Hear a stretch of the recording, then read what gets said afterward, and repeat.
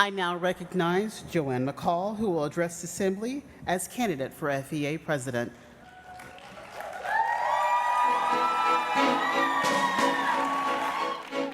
Joanne McCall comes from a hard-working blue-collar family. Her father was a neon sign builder, and her mother worked at the local post office. How they lived their lives, their actions, their hope for a better tomorrow instilled strong character, like hard work, respect, loyalty, and honoring your word in Joanne. After graduating college, Joanne got her first and only teaching job in Sumter County, Florida, where she taught for 20 years. While teaching, she earned her master's degree from the University of Central Florida, and the only time she stepped away from her classroom was to become your vice president. And now, after 12 successful years, she is your candidate for president. We need to continue our membership growth and develop a culture of organizing and expand upon where we were. We started at 113,000 when I took office. We're at almost 140,000, but that's not enough, and we need more, and we need to continue that path. We have to be political. Nobody wants to be political. We want to teach in our classrooms or drive our bus or cook the lunches, but the reality is everything that happens to us in our classrooms and our public schools is based on somebody else's decision. So we have to be methodical, and we have to be strategic, and we have to pick up more House and Senate seats in 2016, and we need to pick up more House and Senate seats in 2018, and please just give us the governor's mansion. And the third thing is quite simply this. We know there are 300 underperforming schools in this state, and we know where they are. It's our job to make those schools better for our students. And so we have to reach out to the community, engage our community partners, our parents, the teachers that work in those schools, along with school boards and administrators, and turn those schools around. We have the answers, so let's just roll up our sleeves and do it. Despite her hectic schedule, not only is she your vice president, she is the proud mother of 2 sons. Spencer is living in Boston studying to be a mechanic, and Trevor is a senior at Leon High, where he plays lacrosse and plans to attend college in the fall.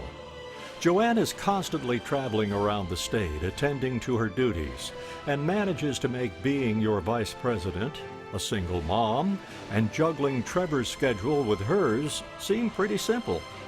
Joanne comes to work every day keeping her positive, upbeat attitude and is ready to represent the members of this state. She is the VP that works for you, the members, and would move heaven and earth to do whatever it takes to give our members hope. We have the power to change by getting the right people in the House and Senate and the governor's mansion. We can reclaim our pension dollars.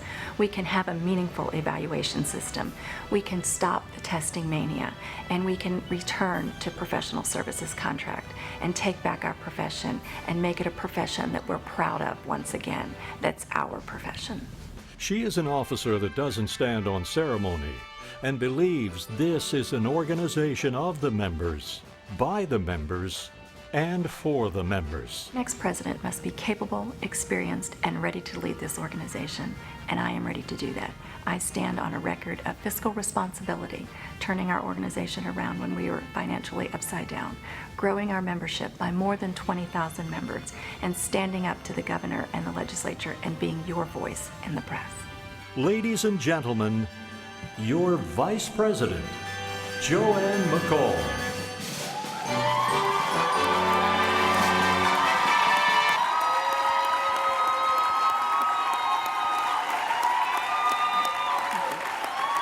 Thank you. Wasn't my dad handsome? I miss him. My daddy was killed when I was 15, and in quiet and unassuming way, he taught me no matter what people say about you, your actions will tell the truth. He was right then, and he's right now. I was raised in a home with 2 loving parents and 2 bratty siblings. My parents impressed upon us getting a good education and living by strong values. From my dad, we learned to be a hard worker, dedicated, and loyal. From my mom, to be determined, never give up, and never be counted out. My oldest brother and I were the first to graduate college.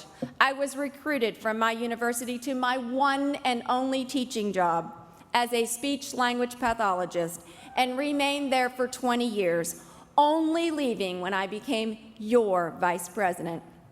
While in my teaching role, I wore many hats in my local: membership chair, bargaining team, rep, secretary, and then finally the local president. My school and union family encouraged me to run for this current position. Not sure why, but I assume they saw something in me that I didn't see at the time. A campaign should always be about your accomplishments and your record, what you bring to the table, as well as your vision and purpose for why you are the better choice. I am proud of my campaign and that of my teammates, Fed Ingram and Luke Flint. We have stayed on target, only talking about our records and the issues we see as we strive to be the next set of FEA officers. So here are a few of my accomplishments I'm most proud of. Fiscal responsibility. When I stepped into this office, they said, "Congratulations, you're the vice president. You're $1.9 million in debt." Wow, not anything I was looking for. People told us it would take 2 terms, possibly our 3rd term, before we would get out of debt. That wasn't okay for Andy and me, so we designed a budget that was difficult. We cut programs, we reduced spending, and one that included organizing as a main component. And we worked that difficult budget. When we came back to the delegates the following year, we were in the black and have been ever since. Membership falls within the purview of the vice president. When I took office, we were transactional in nature only, with 113,000 members. Today, we have changed the program and built a culture of organizing with almost 140,000 members. That's a direct result of changing the program, providing training and resources back to the locals so they can build relationships, increase membership, and engage more members in our cause. Do we have enough members? No. But by building a culture of organizing and changing the way we do business will put us on a path to always increasing our membership. Diversity is paramount to the FEA, so much it's in our Constitution and bylaws. Under my leadership, we have balanced the governance board and all state committees to mirror not only job classification but ethnicity. I am proud to have a team of officers that will put the first minority officer in Tallahassee. No other team or officer has done that. I also worked hard to elect a cabinet that is the most diverse cabinet we've ever had, with 5 practicing classroom teachers. My last accomplishment that I'm most proud of is building bipartisan relationships. My entire tenure has been under a totally red House, Senate, and Governor's Mansion. By all rights, we should be out of business. But instead, not only are we surviving, but we're thriving. Have some bad bills passed? Absolutely. But we have stopped, defeated, and changed more than has passed, and working with moderate Republicans is always the key to our success. I stand on a strong record, but there's no time to take a bow. There is too much at stake. So what do I plan to do different? My purpose is to make the lives of members better and help ensure that each student has a public school that is as great as the best. We represent 2.7 million school children, not the 70,000 voucher school students. Andy, let me say you've done a wonderful job navigating us through difficult times. Through all that adversity, you've stood strong, never wavering, and now we must take the reins and aggressively move forward. I am not sure when we became public enemy number 1, but that must change, and we will take back our schools. FEA must garner earned as well as paid media to return us to the status of respect and honor that we deserve by engaging our communities, our parents, and in some instances, our students. This leads to the second prong of my vision: to take back more House and Senate seats in 16 by being strategic in our targets, staying on message and plan to take more seats in the House and Senate in 18, and please, Lord, just give us the Governor's Mansion, because we know our current legislature has done a dismal job with so many special sessions, they can't govern any part of this state. This will change the face in debate in Tallahassee, and all that we dislike can start to be unwound. We can reclaim our professional service contract status, create a true meaningful evaluation system, and undo the retirement tax that has been levied on our members unfairly. We can fight for the needed resources for our public schools. And the last prong of my vision is we really know where those 300 lowest performing schools are in this state. We know where they are, and we must be the leaders in turning them around. Class size does matter, and it should be the lowest class size in those schools, smaller than the class size amendment. Each class needs a full-time paraprofessional, and those that teach and work in those schools need to be our most seasoned and highly effective teachers and employees with the training and support that they deserve. They should be full-service schools with school counselors that actually counsel students, right? And the families as well.